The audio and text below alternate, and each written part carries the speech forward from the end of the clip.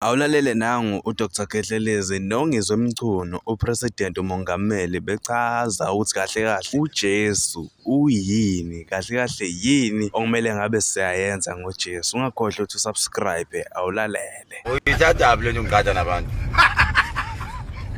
Izolo phela bekhulunywa ngesiko. Ngithi niyazi ukuthi lento esiyilandelayo kaJesu kahle kahle isiko la Israel nalo nje. Isiko la kaIsrael lapho. Iqiniso lihle nje. Singaloko sikwebhana thina kuthiwa lo ungcono kunalo balandela isiko la Israel elabo isiko balishiya. Yabo. Futhi uJesu hayi ukuthi wavuka bamthwebule bamba isidumbu sakhe bebagebile bagela imkhuba ngaso. Hayi ko lento uyaphila nje. Philaphi. Usho lokho. Wa. Akakho umuntu iscience nje yayiphikisa leyo. Akakho umuntu ofaka uyavuka.